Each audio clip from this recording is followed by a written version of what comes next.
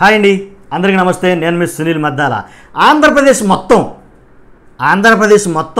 ఉన్న 175 స్థానాలకు కానీ ఒక స్థానం గురించి అయితే కనుక చాలామంది ఎక్కువగా ఆలోచిస్తారండి.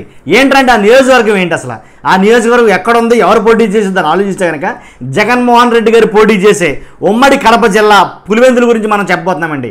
నిజం, ఇక్కడి నుంచి ఎవరు గెలుస్తారు, అసలు ఈ ప్రశ్న వేస్తున్నాం ఏంట్రా బాబు అని అయితే చాలామంది అనుకుంటారు. కానీ వాస్తవం కూడా మనం మూలాల్లోకి వెళ్తే కనుక ఇక్కడి నుంచి ఎవరు గెలుస్తారు, ఇక్కడ పోటీ చేసే అభ్యర్థులు ఏంటి, అసలు జగన్మోహన్ రెడ్డి గారు ఒక ముఖ్యమంత్రి అభ్యర్థి మీద పోటీ చేసే ప్రత్యర్థి ఎవరు అనేది మనం మాట్లాడుకోబోతున్నాం ఈ వీడియోలో. అసలు వీడియో ఎండ్ వరకు చూడండి, ఎవరి బలాబలాలు ఎంత, అసలు ఎవరి గురించి ఏంటనేది ఒకసారి మనం ఈ వీడియోలో డిస్కస్ చేయబోతున్నాం. ముందు వచ్చిన మీరందరూ కూడా చూస్తున్న మీరందరూ కూడా లైక్ చేయడం మర్చిపోద్దు, లైక్ చేయండి. ఈ వీడియో చాలా మందికి షేర్ అవుద్ది. తర్వాత కొత్త వాళ్ళైతే సబ్స్క్రైబ్ చేయండి. 100% ఇలాంటి వీడియోలు, ఇలాంటి ఇంట్రెస్టింగ్ పొలిటికల్ వీడియోలు మీ ముందుకు తీసుకురావడానికి ప్రయత్నం చేస్తాను. కుదిరితే షేర్ చేయండి, సబ్స్క్రైబ్ మర్చిపోద్దు, లైక్ చేయండి. ఉమ్మడి కడప జిల్లా పులివెందుల్లో వైఎస్ జగన్మోహన్ రెడ్డి, అలాగే ప్రత్యర్థి ఎవరంటే కనుక మారెడ్డి రవీంద్రనాథ్ రెడ్డి. చాలామంది ఈయన్ని బీటెక్ రవి అని పిలుస్తారు, ఇతనండి ప్రత్యర్థి. కాబట్టి ఈ గడపలో పులివెందుల్లో నియోజకవర్గం అసలు ఏంటి, దీని ప్రస్థానం అని చూస్తే కనుక ఏంటి, ఇంచుమించుగా వీళ్ళు అంటే ఈ పులివెందుల నియోజకవర్గంలో ఎలా అంటే 1978 నుంచి అండి, 1978 నుంచి కూడా కడప లోక్సభ స్థానం నుంచి 1978 నుంచి కూడా వైఎస్ఆర్ కుటుంబ సభ్యులే అక్కడ రాజ్యం వెళ్తున్నారు. నిజమండి, వాస్తవం. ఎందుకు చెప్తున్నారు అంటే కనుక 4 దశాబ్దాలుగా 1, 2, 3, 4 దశాబ్దాలుగా అక్కడ వైఎస్ కుటుంబమే ఆధిపత్యం చెలాయిస్తుంది. ఇప్పుడు వరకు అక్కడ వేరే అభ్యర్థి అసలు ఆ బరిలోకి దిగనేలేదు, అసలు దిగినా సరే గెలవలేదు నేను ఇది. కాబట్టి 4 దశాబ్దాలుగా అక్కడే వాళ్ళే పాతుకొని పోయారు, అలాగే వాళ్ళే పరిపాలిస్తున్నారు. ఇప్పుడు కూడా ఈసారి కూడా వాళ్ళే అనే దగ్గర చాలామంది మాట్లాడుకున్నారు. ఇది అవునా కాదా అని తెలిసే ముందు ఒక్కసారి వివరణలోకి వెళ్దాం. ఉమ్మడి కడప జిల్లా పులివెందుల్లో ఎవరైతే పోటీ చేస్తున్నారో వీళ్ళిద్దరిలో జగన్మోహన్ రెడ్డి గారిని చూసుకుంటే కనుక బీకాం చదివాడండి ఆయన. 2009లో తొలిసారి కాంగ్రెస్ నుంచి కడప ఎంపీగా గెలిచారు. అంతేకాదు తండ్రి మరణం తర్వాత ఏదైతే తండ్రి చనిపోయిన తర్వాత ప్రజలను వాదార్చడం కోసం ఏంటి, తండ్రి మరణంతో పాటు చాలామంది చనిపోవడం జరిగింది.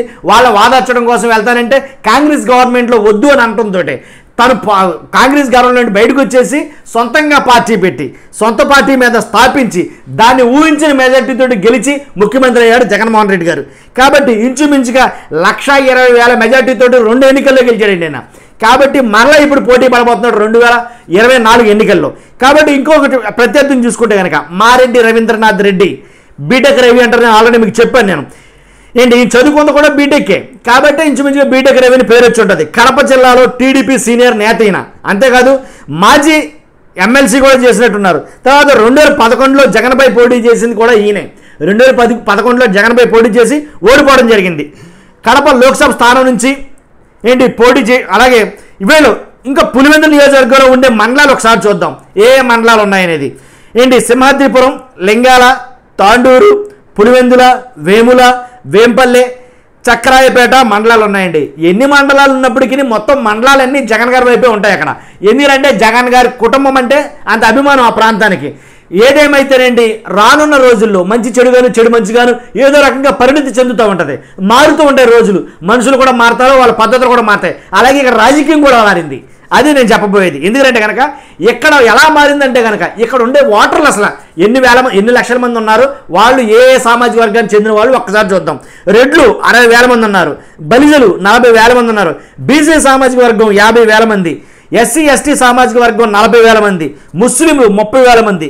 కాబట్టి వీళ్ళందరూ కూడా ఎప్పుడు వైఎస్ఆర్ కుటుంబం పక్కనే ఉన్నారండి. సామాజిక వర్గం ఏదైనా సామాజిక వర్గంతో సంబంధం లేకుండా జగన్మోహన్ రెడ్డి గారి కుటుంబం వైపే ఉన్నారు వీళ్ళంతా కూడా.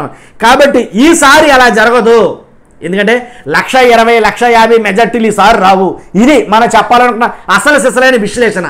మన అభిప్రాయం ఏంటంటే ఈసారి 1,50,000, 1,20,000 మెజార్టీలు అయితే రావు, తగ్గుతుంది. 100% మీరు రాసుకోవచ్చు, వీడియోని సేవ్ చేసుకోవచ్చు, దాంట్లో డౌటే లేదు. ఎందుకు తగ్గుతుంది అంటున్నానంటే కనుక ఇది చెప్తాను కదండి.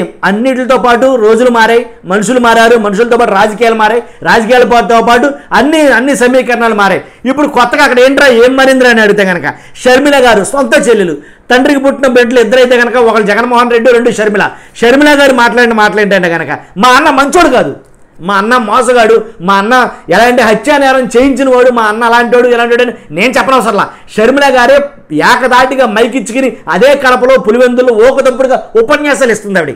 కాబట్టి ఉన్న వాస్తవం ఎంత ఉన్నా లేకపోయినప్పటికీ దాంట్లో కొద్ది గొప్ప మంది షర్మిల వైపు తిరుగుతారు, షర్మిల మాటలకు ప్రభావితం అవుతారు. కాబట్టి ఈసారి 120 మెజార్టీ రాదు, తగ్గుతుంది 100%. కాబట్టి అంతే కదండి, ఏదైతే వివేక హత్య కేసు జరిగిందో అప్పటి నుంచి పులివెందుల్లో అలాగే ఆ కడప జిల్లాలో రాజకీయం అంతా మారింది. రాజకీయం ఇప్పుడు వర్గాలుగా విడిపోయింది. అక్కడ ఎలా అంటే వివేక హత్య కేసు తర్వాత మొత్తం చేంజ్ అయింది అక్కడ. కాబట్టి హత్య చేసింది ఎవరు, చేయించింది ఎవరు, ప్రజలు మాట్లాడుకుంటున్నారు ఆల్రెడీ. కాబట్టి ఈసారి ఎన్నికల్లో కనుక అంటే ఓడిపోతారనో లేదా గెలవరని నేను చెప్పను, ఎందుకంటే 100% గెలుస్తాడు ఆయన, ముఖ్యమంత్రి క్యాండిడేట్. గెలవకుండా ఎలా ఉంటారు, గెలుస్తారు. కానీ వాళ్ళు ఊహించిన మెజార్టీ అయితే రాదు, దాంట్లో డౌట్ లేదు. ఎందుకంటే బీటెక్ రవి కూడాను జనాల్లో ఉంటూ నియోజకవర్గంలో తిరుగుతూ నియోజకవర్గంలో సమస్యలు ఏంటి ఇయ్యండి ప్రజలను అంటి పెట్టుకుని తిరుగుతూ చాలా మట్టి గ్రౌండ్ లెవెల్లో వర్క్ చేసుకుంటానే ఉన్నాడు ఆయన అప్పటి నుంచి ఇప్పటి వరకు. మ్యాక్సిమం ఎంత వర్క్ చేసినా మెజార్టీ మాత్రం తగ్గుతుంది 100%. మెజార్టీ తగ్గితే చాలా తగ్గినట్టేనండి. మెజార్టీ తగ్గితే కనుక సాదా సీదా మెజార్టీ తగ్గితే కనుక ఓడిపోయినట్టు నన్ను అడిగితే కనుక గెలవసరలా. ఇదండి నేను చెప్పబోయేది. కాబట్టి ఈసారి అక్కడ బలాబలాలు ఏంటో చెప్పాను, ఏ సామాజిక వర్గాలు ఎన్ని ఓట్లు ఉన్నాయో చెప్పాను. ఏదైతే అండి గెలిచే అభ్యర్థి మాత్రం జగన్మోహన్ రెడ్డి గారు, అది ఎవరో కాదనలేరు. కాకపోతే మెజార్టీ ఏదైతే 100% 1,20,000 1,50,000 లక్ష మెజార్టీ చెప్తారో ఆ మెజార్టీ మాత్రం రాదు. బాగా ఎక్కువ అనుకుంటే ఎంత మెజార్టీ వస్తుందో మీ అభిప్రాయం నేను తెలుసుకోవాలన్నాను. జగన్మోహన్ రెడ్డి గారి మెజార్టీ ఎంత చూస్తున్న మీరు అందరూ కామెంట్ చేయండి, లైక్ చేయండి, వీడియో షేర్ చేయండి, కొత్త వాళ్ళైతే సబ్స్క్రైబ్ చేయండి. Thank you very much.